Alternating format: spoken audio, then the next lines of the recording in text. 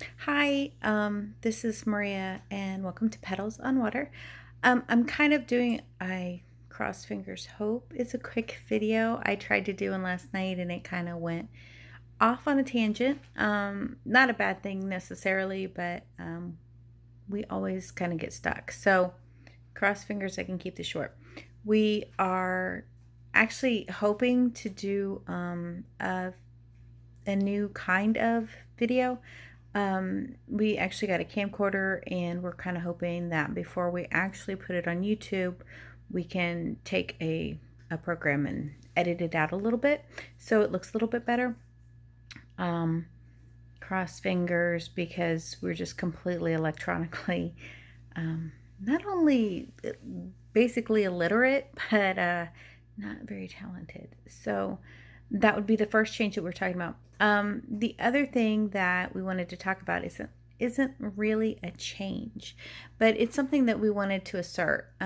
We've been going around YouTube, um, watching videos about dissociation from all sorts of different content creators, including like the professionals as well as people diagnosed with. And commentators also. We've listened to some commentators. And one of the things that I get from the professionals and the commentators is that there's just this real push that serious dissociative disorders don't exist. And, well, it's not that they don't exist, it's that, like, everybody's faking it that comes out and talks about it because it's trendy, which I don't, I have a different take on it. And not because I have a serious dissociative issue, um, but I'm not going to get into that right now. The only thing I did want to say is that I'm not diagnosed. I don't know that I have OSDD or DID. I don't know of another condition where there are alters created from ongoing trauma in childhood. Um, I know that the DSM's definitions, amnesia and more than two alters, I definitely fit. Um, I don't think I knew how much amnesia when I first started this out, but it's definitely become very, very clear that there's actually a lot more going on, and that could probably be a whole video in and of itself. Um, so, but I wanted to say that because I know for me, my dissociation is a literal lifesaver. Um, and I don't mean just when I'm going through trauma. Um, I have had a couple alters form during my current situation because it's just that overwhelming for me. And that's been helpful. Like so much. But like literally, today I couldn't see, I couldn't move without excruciating pain. I could lift my head up. I had this screaming migraine, and the ducks are outside, and it's frigid. It's single digits, and I'm sitting there going, I can't, they can't go without water. Once the water freezes, it will not thaw because it's not getting that warm. I have to get out there. They have to have food. What am I going to do? I don't remember it super clearly. Um, Two of my alters stepped forward. They went and did what had to be done, got the kittens out, got me to stuff a banana in my mouth basically and eat. And I got back in bed just in time for the migraine to hit. Sorry.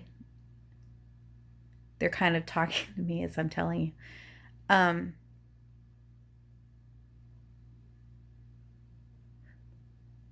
they were aware of the pain, and evidently towards the end they were realizing they couldn't stop it for very much longer, and this was the point where I was trying to eat the banana, I guess. So okay, so that's how I did that. I Um,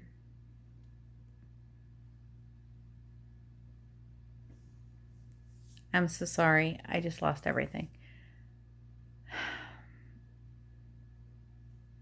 So that's what I'm talking about when I am talking about lifesavers. I have actually actively learned how to request assistance. When I was younger, it would take more of the form of just a general prayer, like, oh God, my baby is crying. I have to get up off these stairs. I cannot move because the pain is excruciating, but she needs me like now. I need a miracle. Get me up off these stairs. Get me in there to change her diaper. And somehow, bad back and all, I get up, screaming pain, go in, take care of her, tears streaming down my face. How did I do that? Well, now I know. But so that's what I'm talking about. The idea is very scary. Um, but I think if your system's cooperative enough, um, and this probably comes with age, I guess. I don't know. Um, maybe I'm just very very cooperative. I don't know.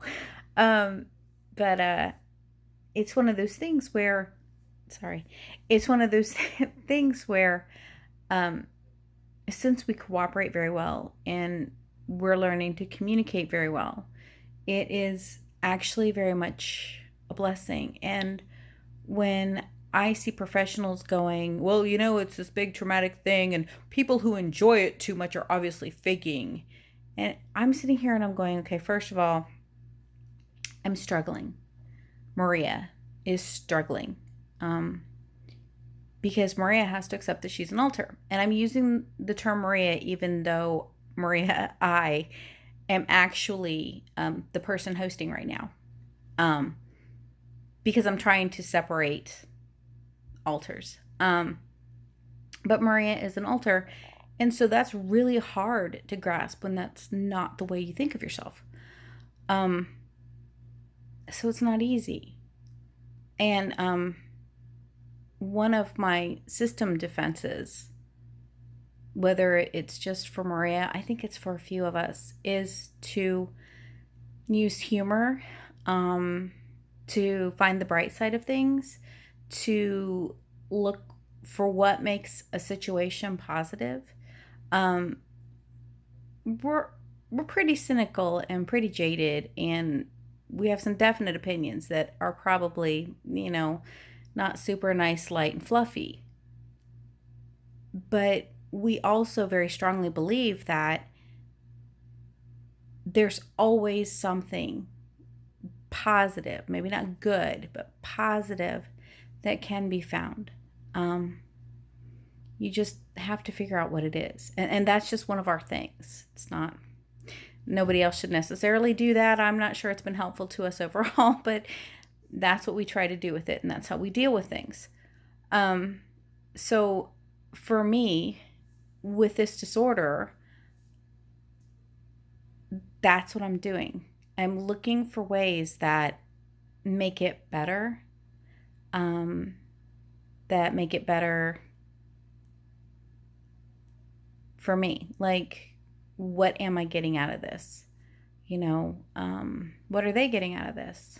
Um, that type of thing. So it makes me feel really, really disingenuous. I'm not sure that's the right word. Um, but it really makes me very, very aware that I don't want to present something that I'm not. And to be clear, I'm pretty sure I've got one of those diagnoses down pat. I just don't know which one. Um, but the truth of the matter is like I'm trying to find therapy, just in general therapy, not even for a dissociative diagnosis. And that's proving virtually impossible right now. Um, and the truth of the matter is that getting diagnosed with dissociative disorders takes years. And I'm not young, so goodness knows if I can't even get to regular therapy. Um, I don't even know how I would ever imagine. Like, I'll be 90 and they'll just think I'm senile. So, you know, um, and that's okay too. But,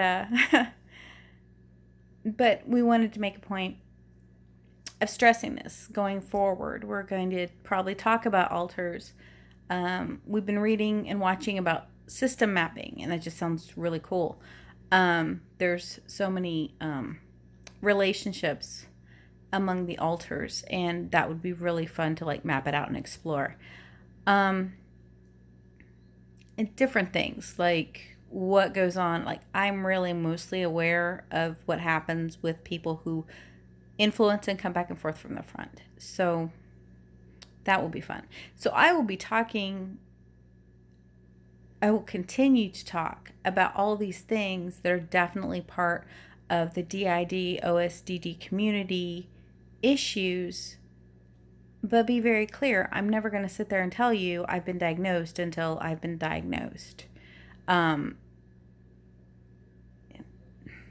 and my personal feeling on it is that